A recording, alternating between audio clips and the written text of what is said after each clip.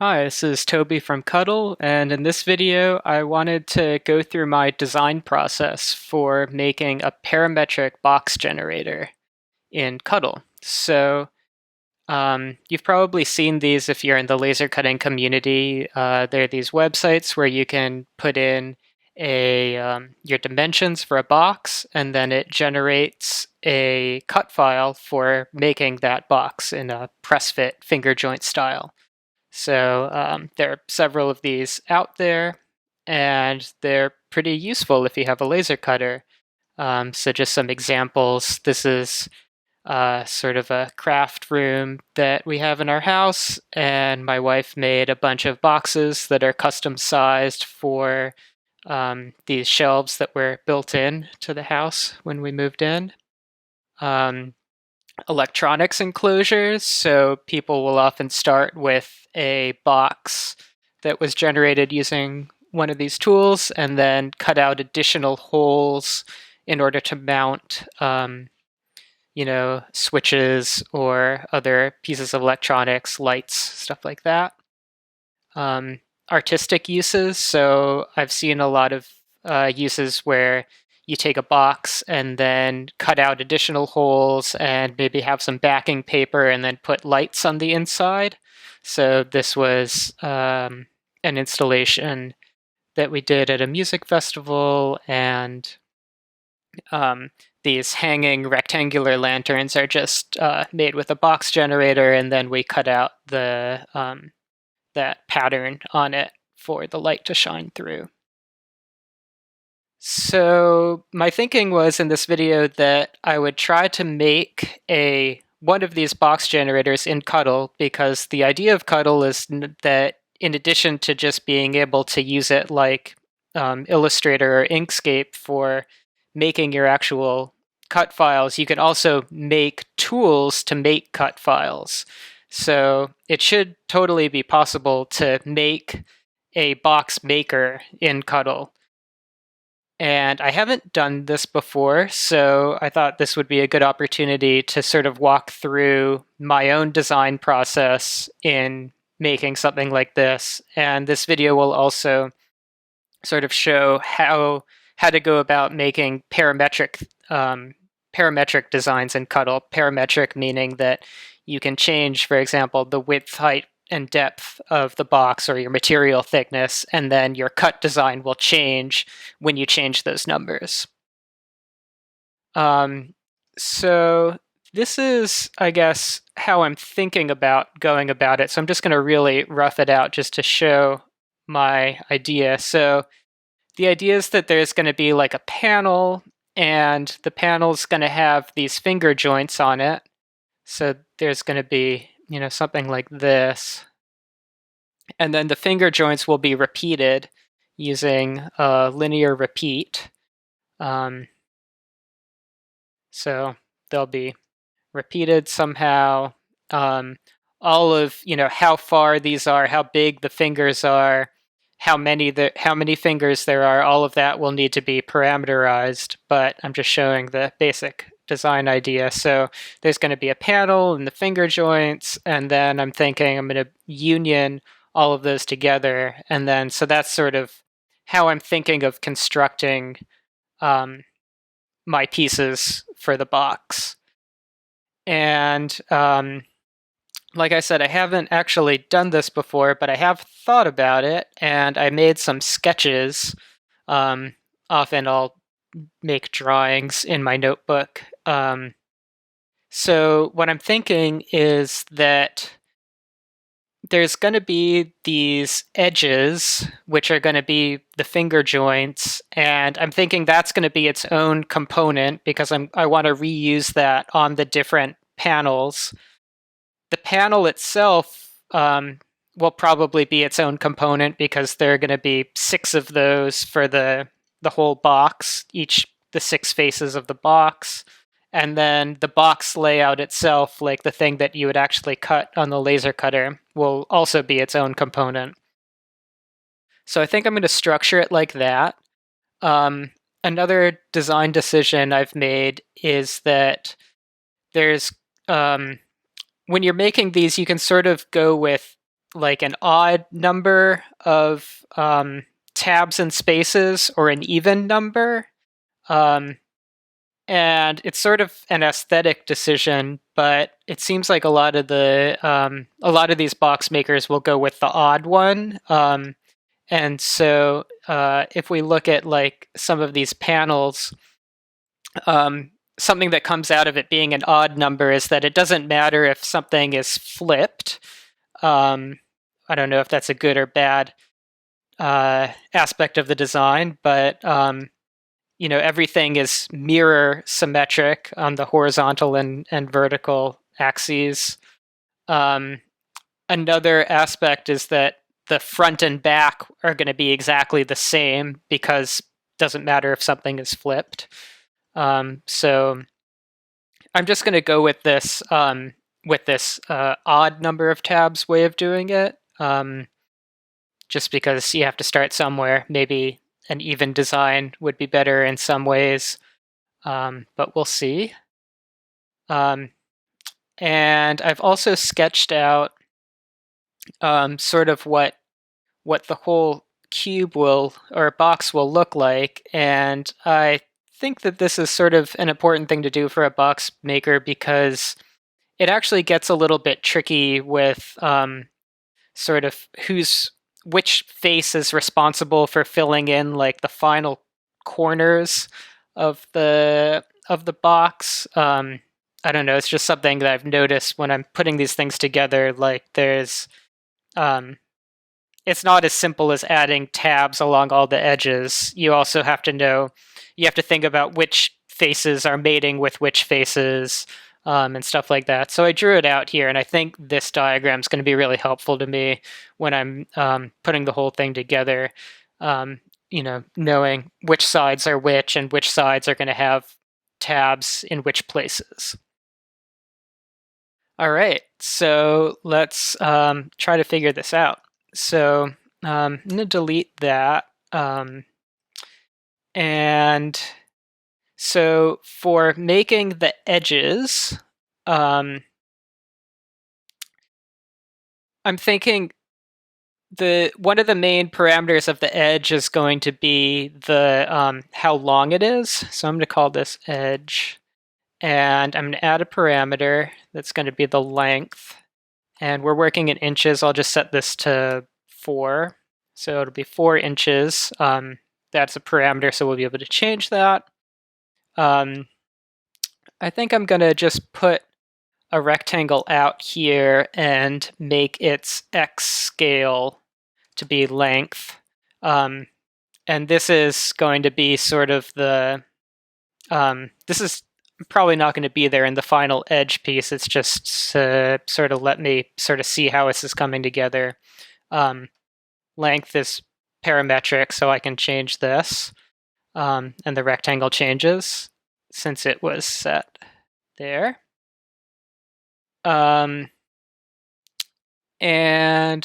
now I'm going to start making the finger tabs.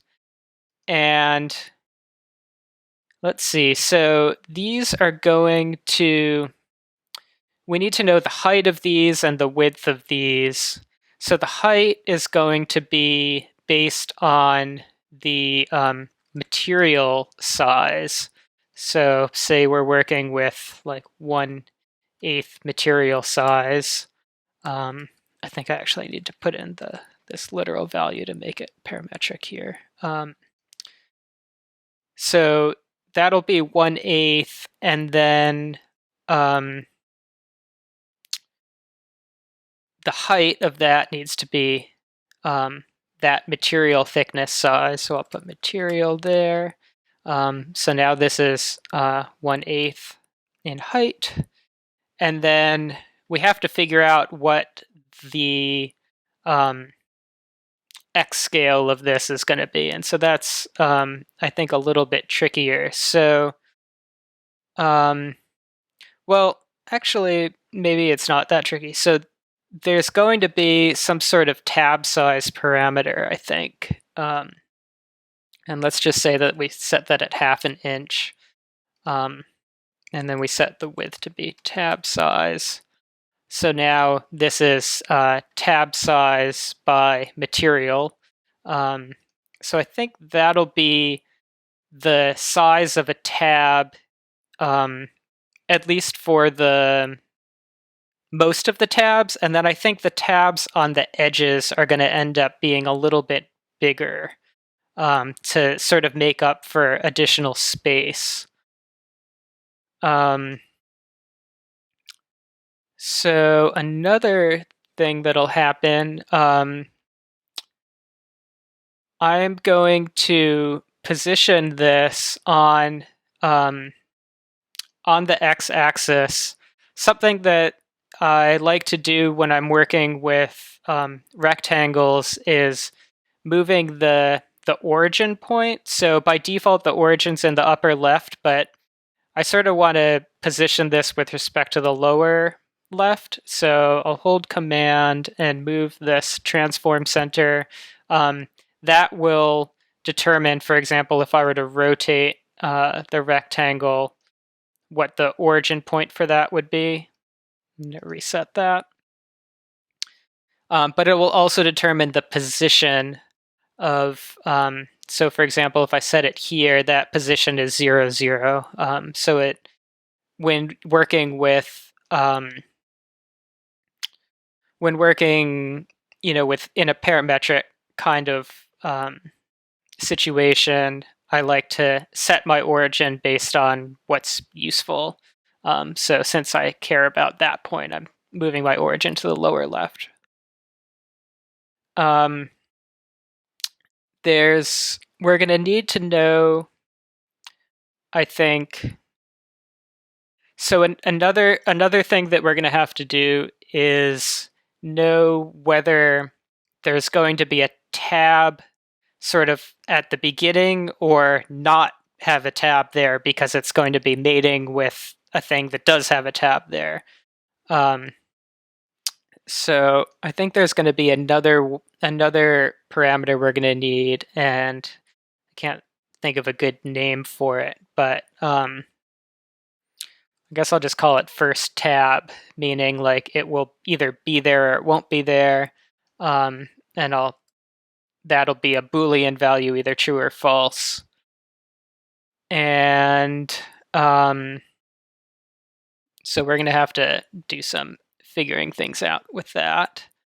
And then this is going to be repeated. And so I'm going to do a linear repeat.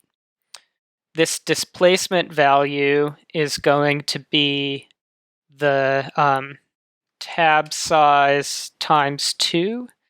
So it will be repeated every,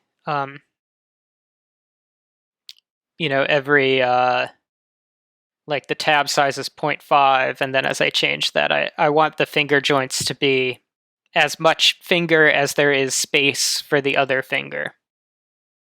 And just a note, we will be doing kerf compensation, but we're going to be doing that at the end. So we'll just assume that everything is a perfect fit. So, okay, so that seems like the right displacement. So we can see that's going to work. But how many tabs should we have, I think is, that's something that is maybe non-trivial. So it's going to be based on the total length of our edge. So it's going to be something like length divided by tab size, probably divided by 2. So something like that, I think, it's going to be the right idea. You can see that that's obviously wrong. And also there's going to be, basically if the tab size doesn't evenly divide into the length, I want to accommodate that. So for example, say that the tab size is 0.5, but our length is 4.2. My idea is that there's going to be, 0.5 divides into 4, but then that leaves left over 0.2. And then the 0.2, I want to distribute it on either side so that the tabs are centered. So maybe I'll figure out what that amount is. So there's going to be some sort of like leftover amount. And that's going to be length divided by tab size, or it's going to be like remainder, I guess.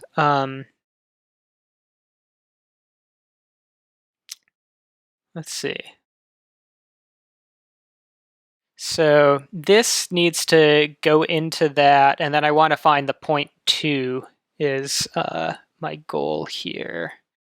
So what would be a good way to do that? I think maybe I can use the like some sort of modulo thing. And then will this always give me, so this is giving me 0.2, ignore the floating point extra. So this is just the JavaScript modulo operator, like the remainder. And is that going to always give me what I want? So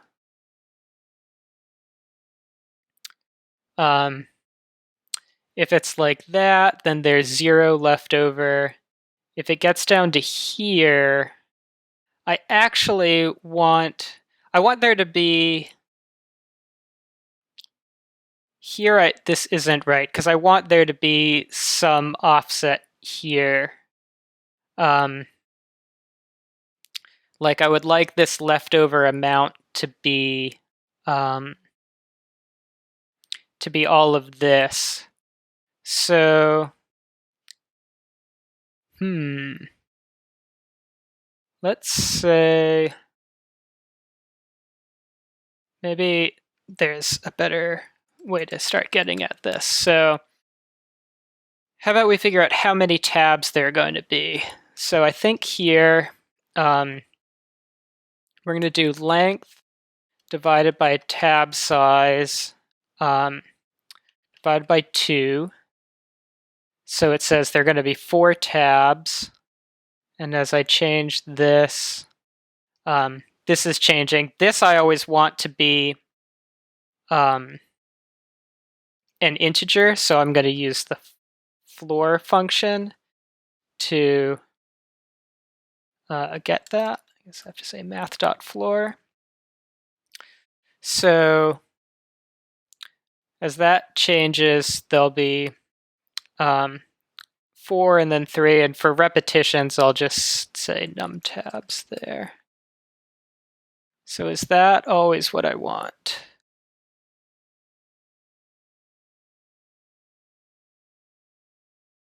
I'm not sure if this is going to be correct, but we'll see what happens. So if we know how many tabs there are going to be, and we know the tab size, then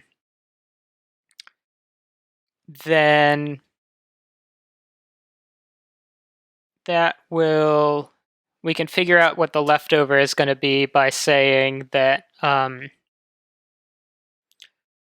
we have the tab size times num tabs, and then so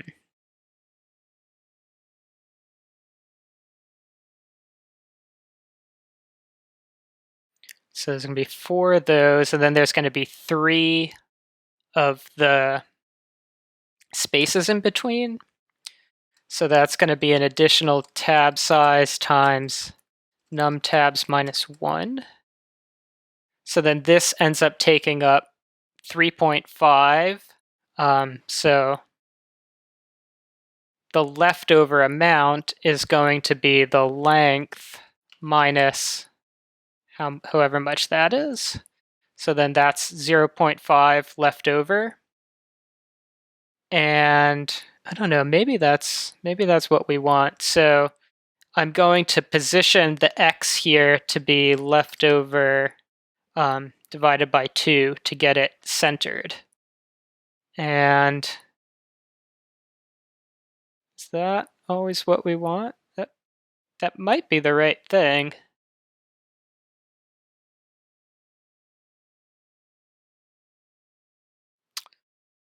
Um,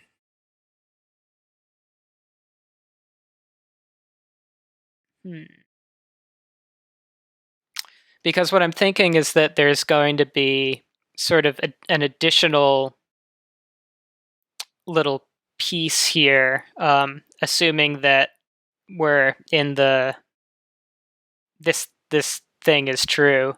So I'll just put those like leftover offset pieces in there. So for this rectangle, um, the y amount is going to be the material size. The x amount is going to be leftover divided by 2. I'm going to set the transform origin to be lower left. Position will be 0, 0.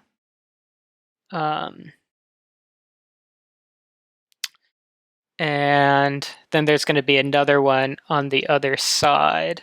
So I'm just going to duplicate that one and set its transform origin to that side and set its x position to be length.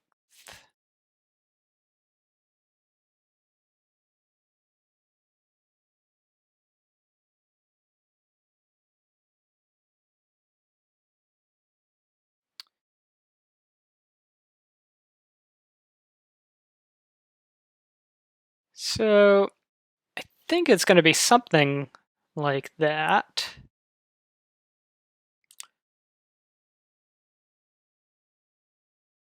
And then the idea would be that there's going to be sort of the matching edge that's that'll have tabs where this one has spaces. I might end up just making that be another edge component. I'm not sure yet. Is this how it should be? So like in this situation, is that, do I want it to be like that? Like I can't fit any more tabs in there? I'm just going to sort of sanity check myself. So there's going to be 0.5, and so it's like if I had, more of these, so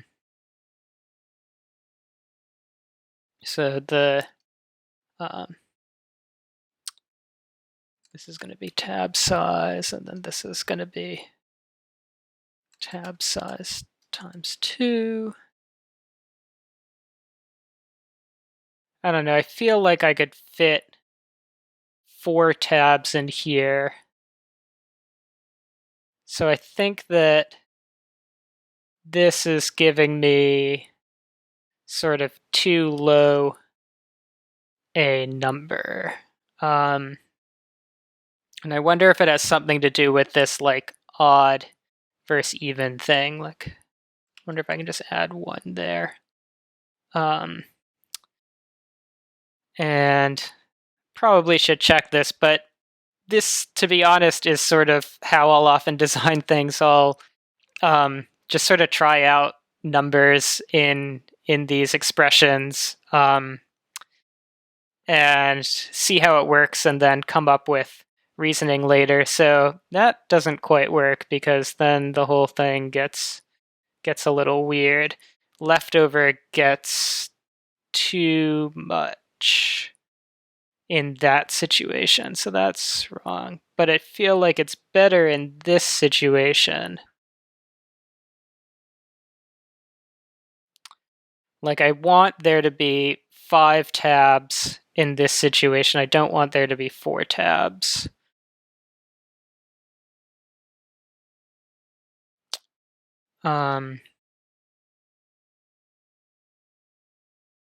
Maybe I want a 0.5 here.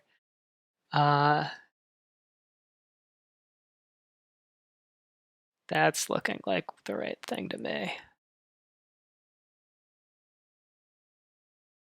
So I'll probably be able to come up with some reasoning why this works after the fact, but this is looking like the right thing to me. Um, so basically, here I'll hide this. We don't need to see that. So basically, the idea is like each finger tab needs to be or wants to be this tab size, except for the finger tabs that are on the edges, which are allowed to be a little bit longer than the normal tab. That's sort of what I'm going for, and I think I've gotten that. So all the tabs are always going to be the whatever I said is the tab size.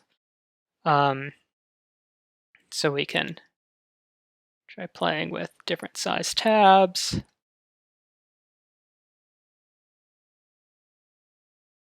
That's looking pretty good to me.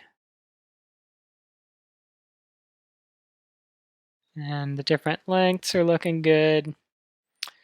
So I think that's pretty good. I'm gonna get rid of this thing I was testing with. Maybe I'll name these. So this is sort of the reference for like the edge that's going to be there. This is my finger, and then this is sort of my I sort of have two leftover pieces. All right, and then all of this is going to be union together. So just to show what that'll look like, it's going to be union. So that's what it'll eventually look like. But I'm going to union everything together at the end. So I'm going to leave it like that. So now I want to make the mating version of this, meaning the tabs that are everywhere where there are currently spaces.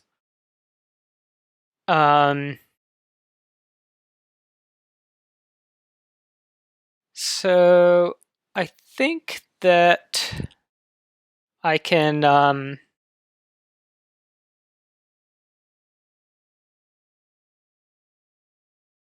let's see, I'm trying to decide if I want to keep that as one component or if I want to just make a separate component that has things wherever there are spaces. And I might have a reason to have a separate component would be it's sort of maybe cleaner to have two different ones. The reason to have one component would be if I need to make a change to this, I only have to make the change in one place rather than in two separate components. Maybe I'll make a separate component. So I'm just going to duplicate this. Maybe I'll call this edge B and this is edge A. And then an edge A is going to like mate with an edge B. I'm going to get rid of this thing that I thought I was going to need because we're using just separate edges for each.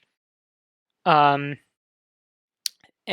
so I just need to make finger joints that go in these in-betweens.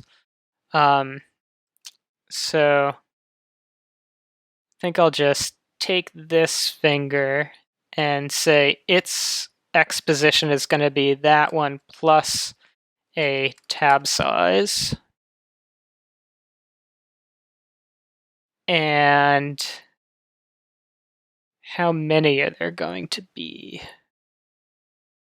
So in the linear repeat here, instead of num tabs, I think it's always going to be num tabs minus 1 for these, because it's always going to be the spaces, and I think there's always one less space than there are tabs.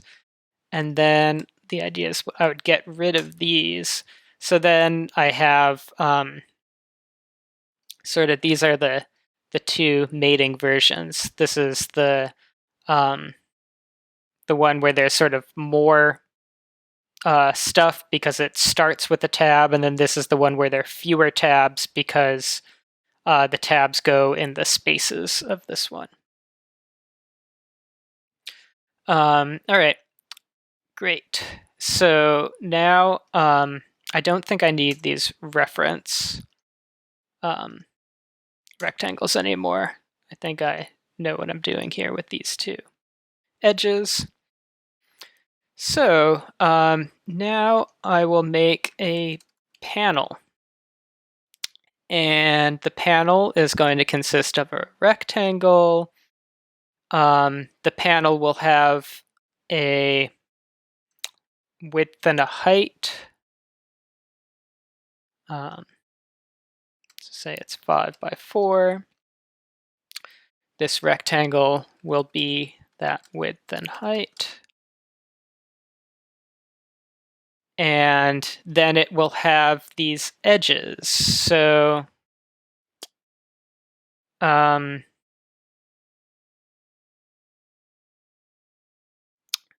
let's say that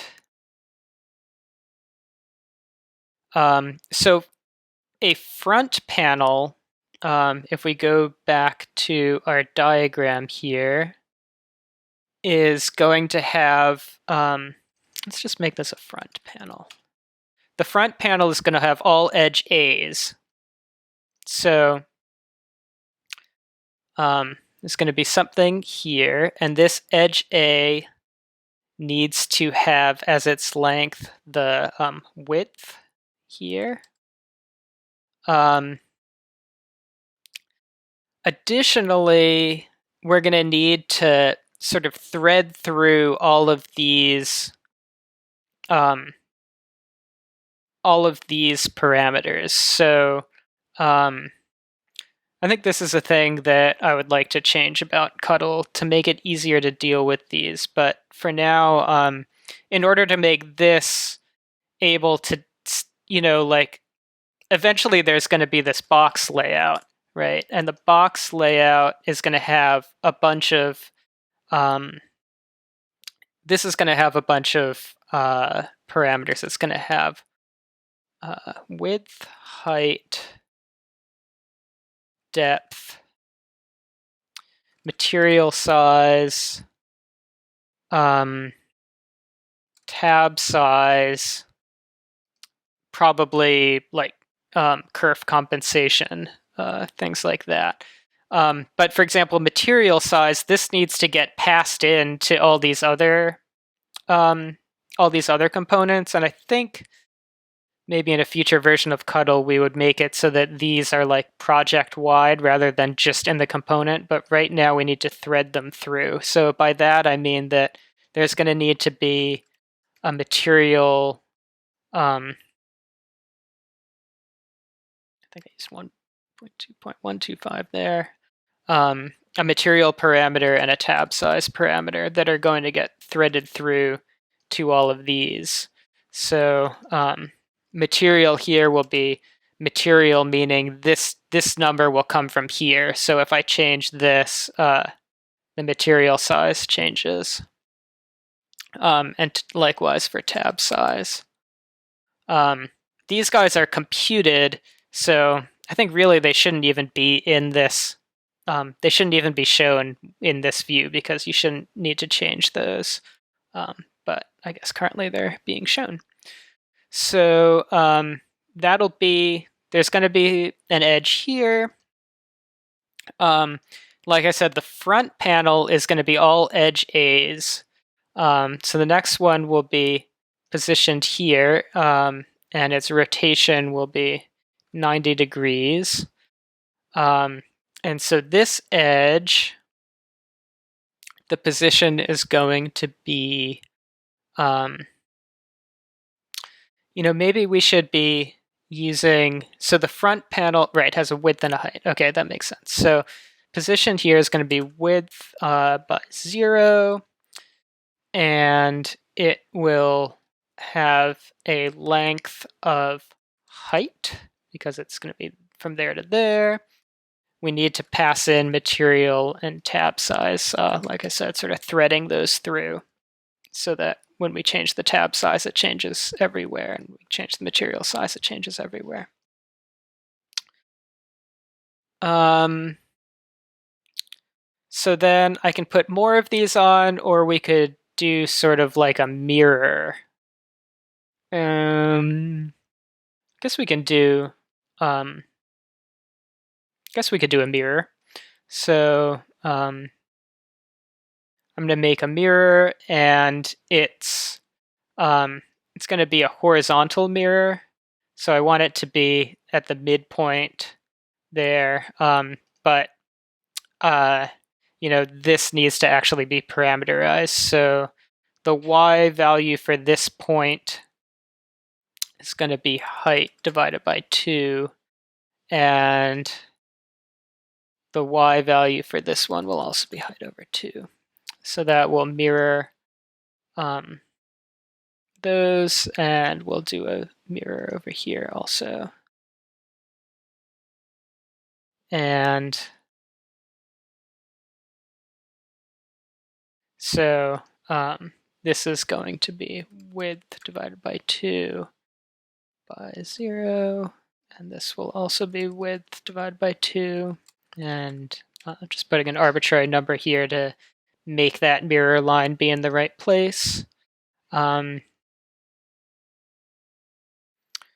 let's see if everything works. So if I change the width, that looks good. If I change the height, that looks good. I can change the material size, and the tabs grow and shrink. I can change the tab size, and that's looking good. All right. So then the whole thing will be Boolean Union. Oh, and then the other thing I forgot is that for the front panel, we need to fill in these corners. Basically, you've got 3 faces coming together, and one of the faces needs to be responsible for filling in that little corner gap.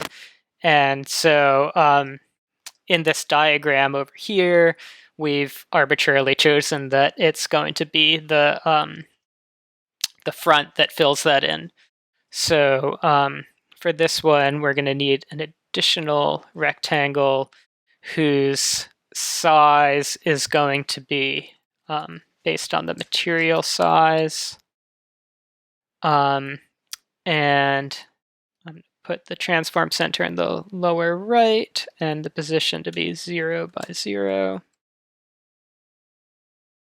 And there's going to need to, I'm going to call this corner.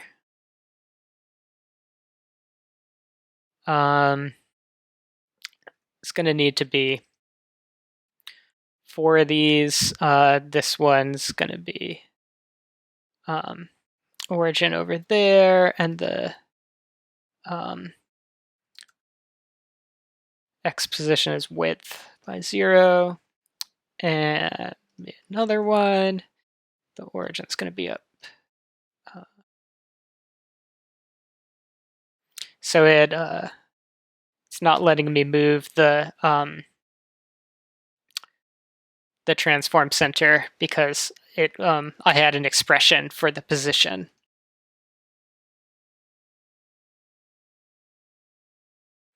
So that one's down there. Oops.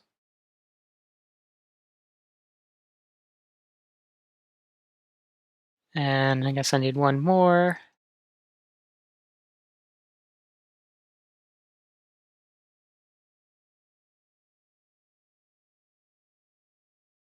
Transform center there. Position, the x is going to be 0, and the top position will be height. So now I've got those additional corner fillers in there, and those need to be part of the Boolean Union. So I'll just drag those up there. All right, that is a front panel. So I think that's sort of the main idea. So I'm going to now make another component that will be, let's say, a side panel. And this one's going to be different because it's going to have a depth and a height. When you rename something here, it should sort of make everything just work. So like all these things were changed from width to depth. So that that all looks good, except that first of all, there are not going to be any corner fillers. And also, this should actually be an edge B, because if we look at our diagram, there's, yeah, that needs to be the other kind of edge. So I'm going to pull out an edge B, and I think basically all of these values are just going to come through. So there's going to be material size, tab size. The whole thing needs to be rotated 90 degrees. And the X position is going to be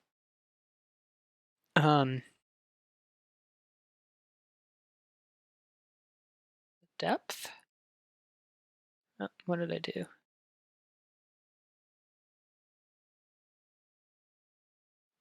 Got myself into the pen tool. X position will be depth. Y position will be 0. Rotation will be 90. So that's edge B. The mirror is going to be on edge B instead of edge A, and we'll get rid of edge A. So that is our side panel, and we can change depth and height, and then those are going to change accordingly. And I'll duplicate that one and call it the front panel. No, we did the front panel. I did the top panel. So top panel is going to have width and depth.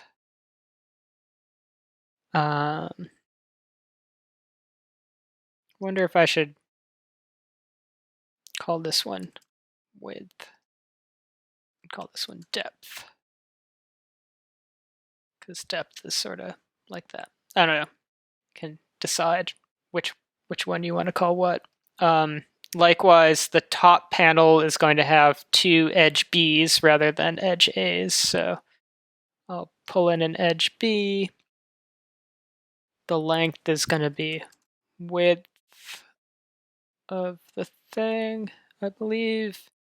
The material have to pass in tab size, and that's going to just be at 0, 0. And this is going to be replacing this edge A here, so I'll put the mirror there and get rid of that. And that will be what a top panel looks like. So we can change the width and the depth. I think that's the idea of it. So then this whole box layout, it's going to consist of basically a front, a side, and a top. They're going to be two of each, because we need sort of a top and a bottom, a front and a back, left and right side. And we need to be passing these values in. So let's say that we're making a box that is 5 inches in width, 4 inches in height, and 6 in depth. Then the front has a width and a height, so we'll pass those in.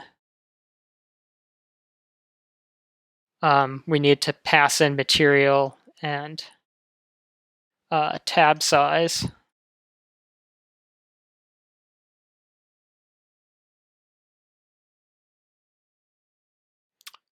The side panel is going to have a depth and a height. Pass in a material size and a tab size.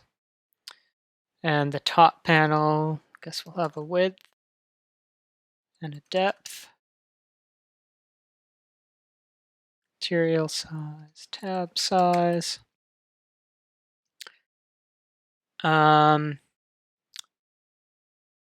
Yeah, so that seems right. The front has a width is 5 by 4 essentially, and then the side panel will sort of fit on the side of the front, and then this one will fit over here. And I think I can imagine all this folding together and looking pretty good. But the real test would come when we're actually cutting it.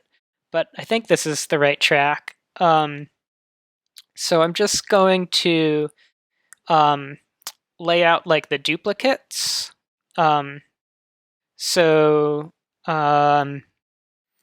This front panel, I'll just position that at 0, 0. There's going to be a second one that I'm going to position down here, and I'll position it based on the height, and then plus material times 3, and that'll give me a gap of the material size, which seems reasonable. So that'll work. The side panel, I'll set the Y position at 0, and the X position will be, so I need to take into account the width, and then I need to take into account, say, a bunch of material thicknesses. So I'll put it times 3. That seems to work. I will do a linear repeat with 2 of them, and it's going to be down here. The X displacement will be 0. The Y displacement will be sort of the size of this, which I think it's height, plus material times 3. I think that'll do it. And then this guy, want to position it so that it's going to be width plus depth plus material times 6, maybe? Not 3, 4, 5, 6. 6 is good. That's going to be in the right place, and it's going to be a linear repeat, 2 of them. It's going to be down there. X displacement is 0. Y displacement is going to be depth plus material times 3. So this way, everything will automatically lay out for cutting. Oh yeah, and then the final bit is we want to be able to do kerf compensation. So I think what we can do is just group everything together and apply an expand modifier. And the expand modifier will just offset all the edges by a certain amount, and that'll be by the kerf compensation. Usually kerf compensation's like pretty low in inches. It'll be something like 0.007 maybe, might give you a nice tight fit on a typical laser cutter. So I'll use that as the kerf value. And so then we can change that, and we'll just zoom in to show what that does. So as we change kerf, it just sort of slightly breathes out, so that when the laser is cutting it, there will be it'll cut slightly outside of where you want it, so that everything fits tightly together. And this is something in practice that you would have to tune based on your laser cutter and your material. But I think everything is working as it's supposed to be working.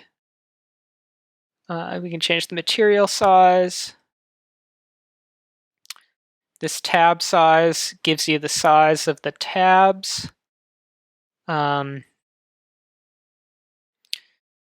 This will probably break if it's something ridiculous. Seems to be working pretty well. Yeah, I don't know. I think this seems pretty good. I think the test would be to actually cut something out. But this is the idea of how to make your own box generator using Cuttle. And the idea is eventually with Cuttle that things like a box generator will be, either provided by the community or provided by us, and you would be able to just start with this and then add your own designs to it, but still have all your parametric capabilities. And hopefully also by showing you the process here, like it kind of demystifies the idea of a box generator, so then you could make your own version. For example, like probably the next variant I would want to make is one where there's an open top. So the front panel would have a flat top rather than the finger joints. So that's the idea. Thanks for watching.